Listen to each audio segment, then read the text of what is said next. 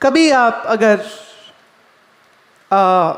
गोइंदवाल जाएं, अमृतसर से कोई 1.5 घंटा, अब तो सड़क इतने अच्छे हो गए, वहाँ पर एक स्थान है जिस स्थान पर गुरुदेव रहे हैं। और गुरु अमरदास का एक गुरुद्वारा साहिब है वहाँ पर, जिसको किल्ली साहिब कहते हैं। अब ये इसका इतिहास ये है कि दिन भर तो वो गुरु अंगद देव महाराज के दरबार में सेवा करते थे, और रात को थोड़ी देर सो के और फिर उसके बाद वो अभ्यास के लिए बैठ जाते थे। अब दिन भर का थका शरीर है और उम्र भी ज़्यादा थी, कहीं नींद ना लग जाए, तो अपने केस खोल के, पगड़ी हटा के केस खोल के एक लकड़ी के कीले के साथ बांध देते थे। अब सोचिए, केस कीले के साथ बंधे हैं, आंख बंद करके ध्यान कर रहे हैं, अगर कहीं नींद आ गई तो झोंक लगेगी, और झोंक लगी तो शरीर को कष्ट होगा। माने उनके अंदर कितनी तपस्या, कितना वैराग्य, ऐसा घोर तप। और लगभग 69 इयर्स की उम्र थी उनकी उस समय पर। कोई जवानी शरीर नहीं है। दिन में भी सेवा करते हैं और रात को केस बांध करके बैठ जाते हैं सिमरन की डुबकी लगाने के लिए। रुद्र ध्यान ज्ञान सतगुरु के, जिसका ध्यान रुद्र शंकर जैसा है, जिसका ज्ञान गुरु नानक जैसा है, पल्ले अमरदास गुण तेरे, तेरी उपमा तोहे बनाए। ऐसा है तू। अब सवाल ये उठता है कि दिन भर गुरु घर की सेवा करने के बाद भी जो रात को बैठ सकता है, हम लोग तो दिन भर किसी गुरुद्वारे में, मंदिर में जाके सेवा नहीं करते, पर क्या हमारे अंदर ऐसी प्यास और ऐसी तड़प है कि हम ऐसे अभ्यास के लिए बैठ सके, कि मन को एकाग्र कर सके। आपका तो घर में कूलर है, एसी है, सब सुख सुविधा है, तो सुबह स्नान करके अपने इस सुख सुविधा वाले कमरे में आंख बंद करके सुमिरन करना अगर ये भी मुश्किल पड़ रहा है, तो जो जंगलों में जाके या गुफाओं में जाके या घर से दूर जाके अपने शरीर को अत्यंत कष्ट दे के भी ये साधना करते हैं, उन मुनियों और त्यागियों को प्रणाम न करें तो और क्या करें बताओ। सवाल इसका नहीं तुम कहाँ रहते हो, वो घर एक्चुअली घर ही नहीं है जिस घर में सुमिरन ना होता हो। हमारे एक महात्मा थे, वो कहा करते थे कि जहाँ घड़ी बने वो घड़ी का कारखाना, जहाँ कपड़ा बने वो कपड़े का कारखाना, जहाँ जूता बने वो जूते का कारखाना, जहाँ कंप्यूटर बने वो कंप्यूटर का कारखाना। तो जहाँ मुर्दा बने उसको क्या कहें, बोलो, मुर्दा खाना।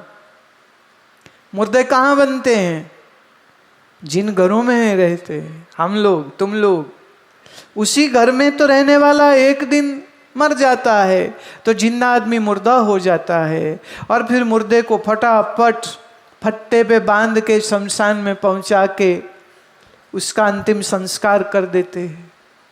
ये मुर्दा बना कहाँ, इन्हीं घरों में ना। तो महात्मा कहते थे ये घर है कि मुर्दा खाना। तो जब तक ये शरीर मुर्दा नहीं बना तभी तक उस घर में रहता है, जिस दिन मुर्दा बन गया उस दिन आउट। जैसे जब तक घड़ी तैयार नहीं हुई, वो फैक्ट्री में है, घड़ी तैयार हो गई, पैक करके तो उसको मार्केट में बेचने को दे देते हैं।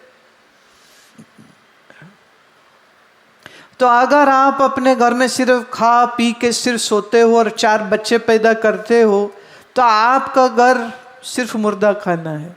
लेकिन अगर आप सुबह उठ करके सुमिरन करते हो, फिर ये मुर्दा खाना नहीं, फिर तो ये सिमरन घर हो गया, ये तो गुरु का घर हो गया, ये तो भक्तों का घर हो गया।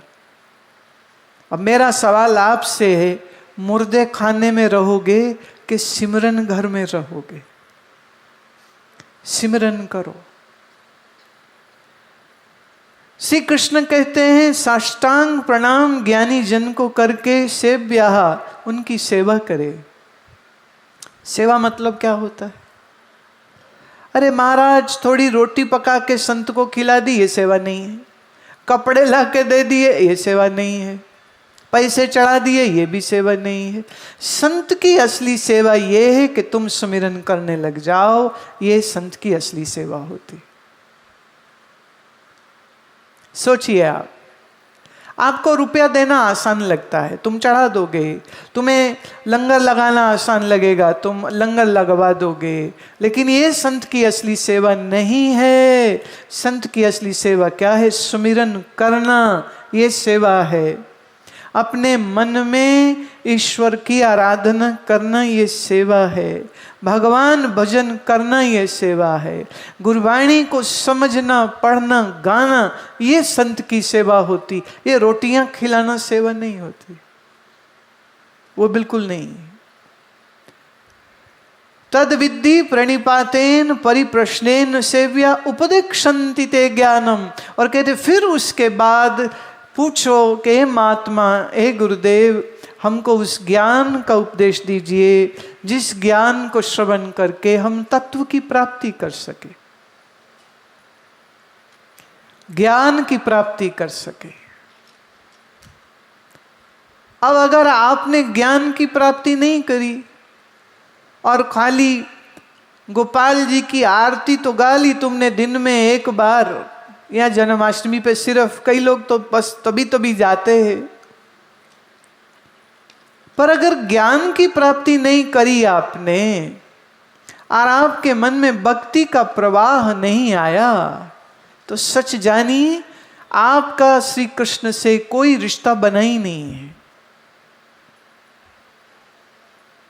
ऐसे जानो, स्कूल में बच्चे को होमवर्क मिला कि फादर पर ऐसे लिखो, पिताजी पे ऐसे लिखो। बच्चे ने लिखा तो बाप ने कहा जरा दिखा, मैं देखूं क्या लिखा है तुमने। तो उसने लिखा था कि मेरे पिताजी बड़े अच्छे हैं, मेरे पिताजी पोस्ट ऑफिस में काम करते हैं, वह हमको बहुत कुछ ला के देते हैं, मेरे भाई बहनों से भी बहुत प्यार करते हैं, मैं भी अपने पिताजी से बहुत प्यार करता हूँ। तो पिताजी ने जब ये ऐसे पढ़ा ना तो उनको बड़ा अच्छा लगा। तो पढ़ते पढ़ते उन्होंने कहा बेटा जा जरा पानी ला दे, हाँ आप पे ले लो। अभी तो पिताजी पे ऐसे लिख रहे हो, मैं पिताजी से प्यार करता हूँ, मेरे पिताजी बड़े अच्छे, मेरे पिताजी हमारा बड़ा ख्याल रखते हैं, और पिताजी बोल रहे पानी ला कर दे दे, बोले आप ले लो। तो इसके ऐसे लिखने का कोई फायदा हुआ फिर क्या? ऐसे ही आप मंदिर तो जाओ, आप गुरुद्वारे तो जाओ, लेकिन अगर आप सुमिरन नहीं करते हो तो ये बिल्कुल वही बात हो गई, फादर पे ऐसे तो लिख रहे हो पर उस फादर से प्यार कोई नहीं कर रहे हो।